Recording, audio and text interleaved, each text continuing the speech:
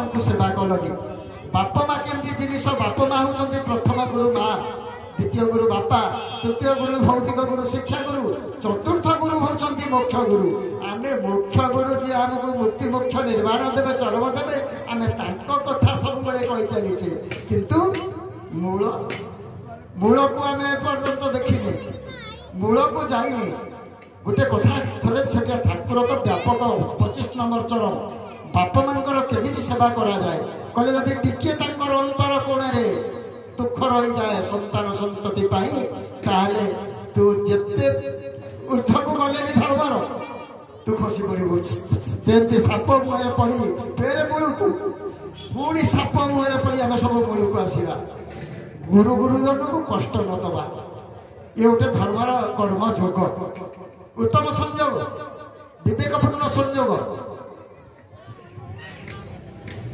जिते विवेकपूर्ण संयोग विवेक कर्म जोगटी आम हाथ धर्मर धारा हूँ हाथ धर्म धाराटी आम पालन कले अंतरकरण शुद्धि हम किंतु कर्मयोगटी पालन कले बाह्य शुद्धि हम आमको देखिब किए जगत देखिब किए थे गोटे प्रश्नटे ठाकुर आमको करदे बसीलु बहु मान्यगण्य प्रवचक आलोचक जिते आम ज्ञानी गुणी भाई बसीचु आम सार ठार आरंभ करी कुश भाई आम हरिहर नंद भाई बसीचु ठाकुर गोटे प्रश्न कहले तुम्हें कहना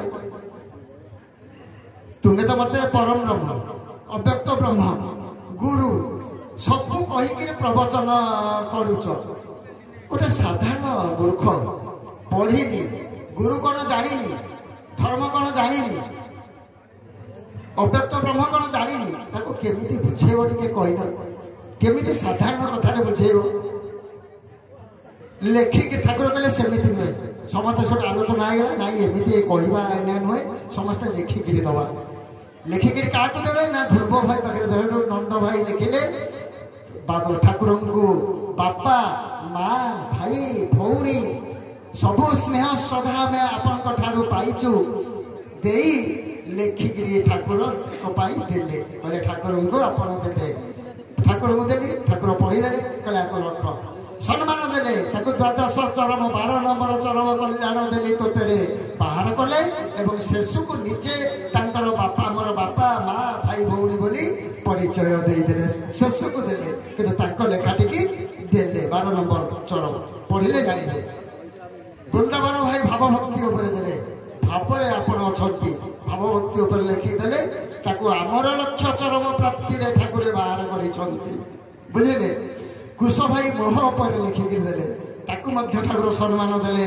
चरम बाहर कले शेष को गोटे कथा दिन बसीचु कहले समस्त तो देदेले देखेल तमें गोटे कौन देलानी मुझे मुझे कौन देवी मत भल लिखि आसेना से तो लिखिकी साहित्य सलिल भाषा देदेले मुझे कौन लिखिदेवी जे कितु लिखा आपण पाखे कि ज्ञान मुझे लिखी आपण तो ज्ञानर समुद्र तेणु ज्ञान कथा किसी लिखिबी गोटे छोटिया कथाटे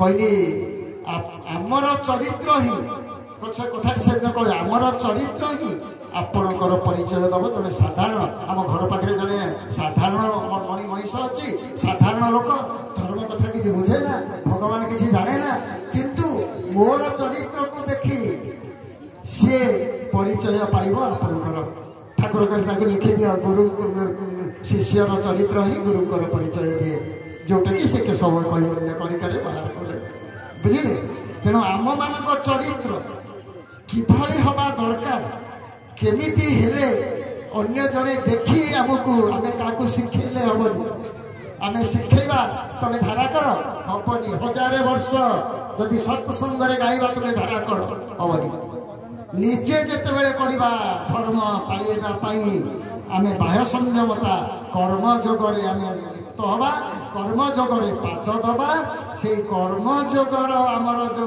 चरित्र गुड़िक फुटी उठिब गाँ गंडारे सेते जाइकरी आम गुरुंकर परिचय हम ठाकुर परिचय हम से समस्ते जानवे जहाँ गुरु जड़े आसी भल मनीषटे गढ़ी तोड़ापी भल मनीषटे गढ़ी तोड़ी ये लक्ष्य करेंगे आमको केमी दरकार केमिति हवा दरकार प्रथम कौन कथाटी अच्छी बा गछर शत्रु लता गछरे जदि लताटी मारिगला से गछ सरीगला से गछ काम सरीगला मनीषर शत्रु होची कथा कही पारिले कह न कही पारिले था कथा तेणु कहवा केमिति कथा कथारे ब्रह्म हत्या दोष जदि गोटे शब्द थरे खसी जाए जन को कष्ट दे दिए हम कौन ब्रह्म हत्या दोष लगी गला से कही कथाटी नहीं जे तू एमती मत कथा कहला जे मोर ब्रह्म जलीगला नुह तेणु ब्रह्म हत्या दोष आम मूल मूले अच्छे किंतु अग को चढ़ीगला भाई आम समस्ते चिंता कर धर्मर अग को मूल मूलटी पालन करी प्रथम हूँ आमर कर्म जोग गोटे कथा कहले बाप माँ ठारू अधिक देवता अधिक भगवान कई अच्छा कि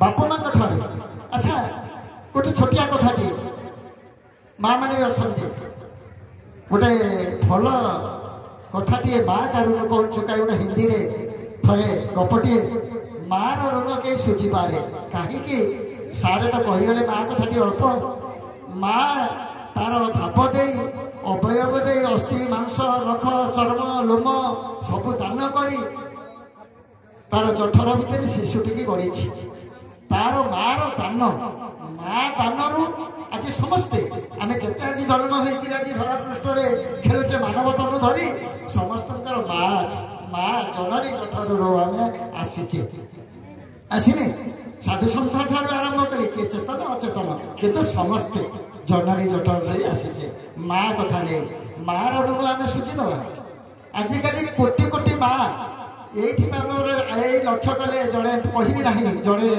निकट जड़े भाई जाई पहुँचले आश्रम 70 वर्ष यही शुक्लेश्वर कथा कहबिनी ना कहबिनी कहले भाई मु आश्रम रही कहले कहीं ना मुझे तुम स्त्री ना स्त्री मरी जा पो मैंने पुओ मैंने बर्तमान जहाँ अवस्था मु घरे रही पारुनी मु तेणु चाहूँगी केमती आश्रम रही मुझे आश्रम आहरी दुख तुम बढ़ी कहीं ना आश्रम ये कई भाई बंधु कुटुंब कहानी ना समस्त स्वाधीनता मनोभाव नहीं आसी तेणु 70 वर्ष तुम आश्रम कि सेवा नब गोटे कलाकार जरा निवास ये आम बबी बाबू अच्छा करते जरा निवास मछुआती तुम्हें तुम घर पाखे तुम्हें कथा हुआ कथा जरा निवास मछुआती पड़ा से गंडे खाई पीकरी ए बयस सुस्थ होकर खटियाटी पाई खाई शोब तेणु केते जरा निवास बर्तमान बाप माँ माँ कौन चुकाए मार ऋण कहीं सुझी पार ना जीवन आज माँ मर्यादाहीन ठाकुर लिखिले जन्म दबार सुना जननी मातृमर्यादा न पाए बोली मुई तोर माता मुई तू जन्म कला माँ को देलुनु जी जननी जठर गढ़ी मुहिनी ताकू भी देलुनु आज मु तोर बापा मार परिचय देकर आसी गुरुस्वामी गुरु एवं इष्ट आसिक परिचय देकर डिंडी बजेनी मत भी देलुनु तू क्या सम्मान दे शिखिलुनु भला केमतिया कथा तेणु माटी कथा छोटिया कथा थे कहबी शिवाजी जीवन में छत्रपति शिवाजी छत्रपति से से राजा मरहटा मानकर राजा शिवाजी तांकर माँ होती शिवाजी स्पिरिचुआल गुरु रामदास मिठा टोकई भितर पशि पलि आसवा कम कथा जदि मुगल साम्राज्य पतन है केवल शिवाजी पतन करदे मुगल एत बड़ मुगल साम्राज्यर मिठा टोकई भितर पशि आसिले सेनापति की हाणीदे झरका नहीं जाऊला तेणु केते प्रतिपत्तिशील राजा किंतु माँ को एत जत्न से रखी सब बेले भावती मुझे मोर माँ को रखी आमती कहीं रखी ना सब बेले भावती कथाटी दिनकर कथा ए कथाटी जानिले माँ मोर पुअर बहुत गर्व मत भले रखी बहुत गर्व करुच्ची हौ हौ दिने ताको देखा मार ऋण केमी सुझीव दिने पुष राति शीत राति जोरे जोरे शीत शिवाजी को शयन कक्ष में जा पानी ढालटी धरी पहुंचले जीजाबाई ହେଲେ ମା ଆଶ୍ଚର୍ଯ୍ୟ ହେଲେ ମା ତୁମେ ଏତେବେଳେ ମୋ କକ୍ଷକୁ ନା ଆସିଛି। ସେଠୁ ପାଣି ଢାଳ ଟିକେ ତାଙ୍କ ସେଜରେ ଢାଳି ଦେଲେ। ଢାଳି ଦେଇ କହିଲେ ବାପା ଆଜି ରାତିଟି ତୁ ଏଇ ପାଣି ଯୋଉ ଢାଳିଲି ଶୀତ ତିନ୍ତି ଗଲା ତୁ ଏଇଥିରେ ଶୋଇବୁ ଆଜି। ଶିବାଜୀ କହିଲେ ମା କେମିତି ଶୀତ ରାତିରେ ଆଜି ପାଣି ଢାଳିଲ ମୁଁ ଏ ପାଣି ଢାଳିଲ ଏ ଖଟରେ ଶୋଇବି କେମିତି ଶୋଇବି ଏ ଶୀତ ରାତିରେ। କହିଲେ ଆମେ ଶୋଇପାରିବା। ଯେତେବେଳେ କହିଲେ ବାପାରେ ପୁଅ ଏମିତି କେତେ ଶୀତ ରାତି ମୋ ଜୀବନରେ ଯାଇଛି ତୁ ମୋ କୋଳରେ ମୁତି ଦେଇଛୁ ମୋର ଲୁଗା କାନିଟି ତିନ୍ତି ଯାଇଛି ସେଇ ଲୁଗା କାନିକି ମୁଁ ମୋ କର୍ତ୍ତଳକୁ ନେଇ ମୋ କଳ ଭିତରେ ରଖି ଶୁଖିଲା କାନିଟିକି ତୋ ଆଡ଼କୁ ପାରି ଦେଇଛି। କେତେ ଶୀତ ରାତି ମୁଁ ଏଇ ଓଦା ବିଛଣାରେ କଟେଇଛି। ହାତ ଯୋଡ଼ିକିରି ଶିବାଜୀ ପାଦ ଧରିଲେ ମାଙ୍କର ପାଦ ଧରି ପ୍ରଣାମ କଲେ। ମା ଜୀବନ ସାରା ମୁଁ ଯେତେ କଲେ ବି ଆପଣଙ୍କ ଋଣ ଶୁଝି ପାରିବି ନାହିଁ। ବାପା ମାଙ୍କର ଋଣ ଶୁଝି ହବ ନାହିଁ। ଜୀବନରେ ବାପା ମାଙ୍କ ଋଣ ଶୁଝି ହବ ନାହିଁ। କେହି ବାପା ମାଙ୍କୁ ସନ୍ତୁଷ୍ଟ କଲେଣି କରୁଛନ୍ତି। ସବୁ କର୍ମରେ ବାପା ମାଙ୍କର ସନ୍ତୁଷ୍ଟ ଅଛି ତାଙ୍କର ସନ୍ତାନ ସନ୍ତତି ଉପରେ କହିପାରିବେ ନା। ଇଏ ଗୋଟେ ବାସ୍ତବ ଧର୍ମ। ସବୁ କର୍ମରେ ଉତ୍ତମ ବିବେକପୂର୍ଣ୍ଣ ସଂଯୋଗ। ବିବେକ ଜାଗ୍ରତ ହେଲାଣି। ବ୍ରତ ଆମେ ଜୀବନରେ କଲେଣି। ଏଭଳି ଜୀବନରେ ଆମେ କଥାଟିଏ କହିବା ମୋର କଥା କାହାରି ଭିତରେ କଷ୍ଟ ନ ଦଉ କାହାରିକି କଷ୍ଟ ନ ଦଉ ଏଭଳି ଆମେ ଶିଖିଲେଣି ନେଲେଣି। ଏ ଜୀବନରେ ବ୍ରତ ଏ ବ୍ରତ ନେଲେଣି କି କାହାରିକି କଷ୍ଟ ଆମ କଥାଟିଏ ନ ଦଉ। କହିଲେ କଥାଟିଏ କହିବି। ଗୋଟିଏ ବର୍ଷ ମୁଁ ଆଜି କହୁଛି ଗୋଟିଏ ଗୁରୁ ମିଳିବେ। ପିତାମ୍ବର ଭାଇ ଆମର ଗୁରୁ ବାଦ ଉପରେ ବିସ୍ତୃତ ଆଲୋଚନା କଲେ। ଗୋଟିଏ ଗୁରୁ ମିଳିବେ ଗୋଟିଏ ଶିଷ୍ୟ ମିଳିବା କଷ୍ଟ। ଗୋଟିଏ ଗୁରୁ ମିଳିବେ ଗୋଟିଏ ଶିଷ୍ୟ ମିଳିବା କଷ୍ଟ। ମିଳିବ। ଗୋଟିଏ ସ୍ତ୍ରୀ ମିଳିବେ ଗୋଟିଏ ମା ମିଳିବା କଷ୍ଟ। ଆଉ ଗୋଟିଏ ମା ତ ଆମେ ପାଇପାରିବା। ଆମେ ଯିଏ ଜନ୍ମ କଲା ମାକୁ ଛାଡ଼ିଦେଲା ଆଉ ଗୋଟେ ମା ଭଳି ମା ଆଉ କିଏ ହେଇପାରିବ ସୃଷ୍ଟିରେ? ହେଇପାରିବ ନାହିଁ। ଅସମ୍ଭବ ଅସମ୍ଭବ କର୍ମ ଇଏ। ତେଣୁ ଗୋଟିଏ କଥା ମୋର ଏଠି ଯେ ସବୁ କର୍ମରେ ବିବେକପୂର୍ଣ୍ଣ ସଂଯୋଗ ହଉଛି ଆମେ ଗୋଟିଏ ସାଧନା ମାର୍ଗରେ ଯାଇ ଧ୍ୟାନ ତପସ୍ୟା କରି ଯାଇପାରିବା ଜନ୍ମ ଜନ୍ମାନ୍ତର ଯିବା। କିନ୍ତୁ ଗୋଟିଏ ଆଚରଣ ପାଳିବା କଷ୍ଟ। ଗୋଟିଏ ଆଚରଣ ହଉଛି ଯେ ଅନ୍ୟକୁ ଗୁରୁ ଗୁରୁଜନକୁ ବା ଅନ୍ୟକୁ ଯାହାକୁ ମୁଁ କଥା ବାଚକରେ କାହାକୁ କଷ୍ଟ ଦେବିନି। ଇଏ ଗୋଟେ ଆଚରଣ। ବୁଝିଲେ ନା? ଠାକୁର କହିଛନ୍ତି ତୁମେ ଗୋଟିଏ କର୍ମଯୋଗ କରିପାରିବ ସାଧନା ତପସ୍ୟା କରିପାରିବ ଗୋଟିଏ ଆଚରଣ ରଖିପାରିବ ନାହିଁ। ତୁମେ ଗୋଟିଏ ଆଚରଣ ପାଳି ପାରିବ କିନ୍ତୁ ଗୋଟିଏ ଆଦେଶ ଗୁରୁଙ୍କର ରଖିବା କଷ୍ଟ। ବୁଝିଲେ ନା? ଗୋଟିଏ ଆଦେଶ ଭାଇ ତୁମେ ପାନ ଖାଇବନି ଇଏ ଗୋଟେ ଆଦେଶ। ତୁମେ ରାତି 3ଟାରେ ଉଠି ଭାରାଟିଏ କରିବ ଇଏ ଗୋଟେ ଆଦେଶ। ସତସଙ୍ଗକୁ ଯିବ ଏ ହଉଛି ଗୁରୁଙ୍କର ଆଦେଶ। ଆମ ପାଇଁ ଆଦେଶ। ଆଦେଶକୁ ଦେଇଛି ଆଦେଶ ହୋଇଛି ଆଜ୍ଞା ସତସଙ୍ଗେ ବସିଲେ ବଢିବ ପ୍ରଜ୍ଞା। ଡାକରେ ଡାକେ ନ ଡାକେ ଯାଏ ରେ ଧାଇ ସତସଙ୍ଗ ମତେ ପହଞ୍ଚେ ମୋହି। ସତସଙ୍ଗ ଅଟେ ମୋର ନିବାସ ସତସଙ୍ଗେ ନ କରେ କାଳ ପ୍ରବେଶ। ସତ୍ସଙ୍ଗେ ନ କରେ କାଳ ପ୍ରବେଶ।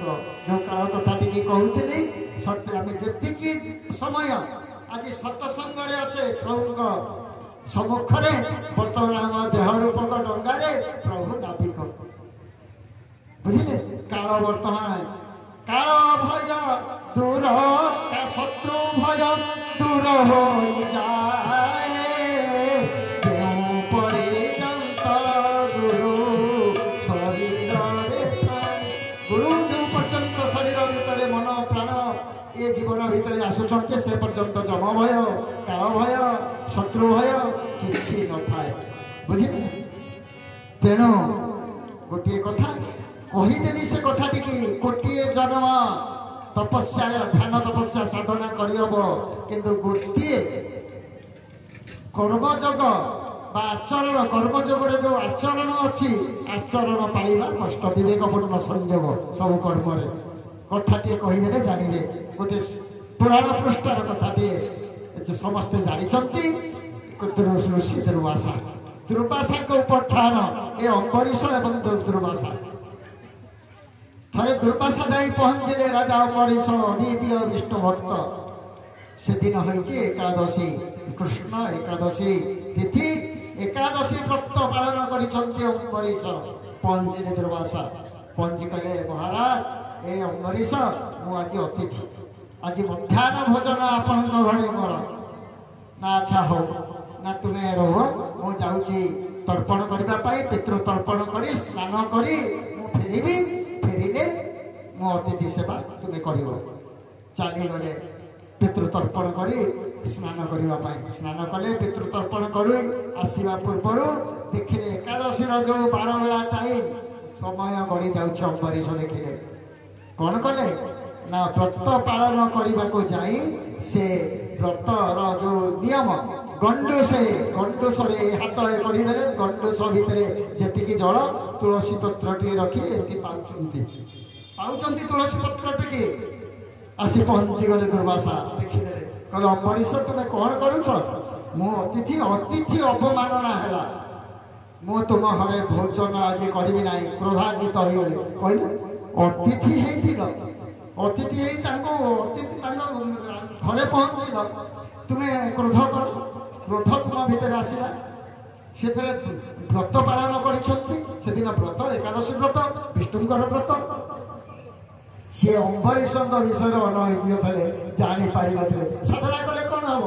ତାଙ୍କର କର୍ମଯୋଗ ନଥିଲା, ସାଧନା ଥିଲା, କିନ୍ତୁ କର୍ମଯୋଗ ଆଚରଣର ଥିଲା ଗ୍ଲାନି, ଆଚରଣ ନଥିଲା ତାଙ୍କ ପାଖରେ। କ୍ରୋଧନାଥ ହେଇ ଝାଡ଼ିଦେଲେ ଜଟା, ବାହାରିଲା ଏକ କୃତ ରାକ୍ଷସ। କହିଲେ ଖା, ତୁ ଅମ୍ବରୀଶଙ୍କୁ ଗିଳିଦେ, ଖାଇଦେ, ଶେଷ କରିଦେ।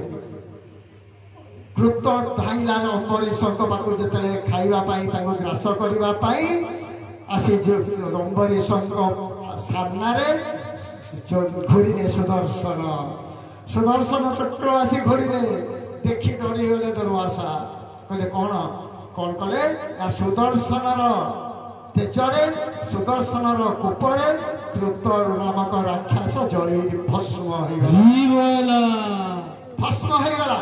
ଭସ୍ମ ହେଲା ପରେ ସୁଦର୍ଶନ ଧାଇଁଲା। ଯେତେ ତାଙ୍କର ତପଶକ୍ତିର ସିଦ୍ଧି ସବୁ ଜାଳି ଭସ୍ମ କରିଦେଲା ଦୁର୍ବାସାଙ୍କର।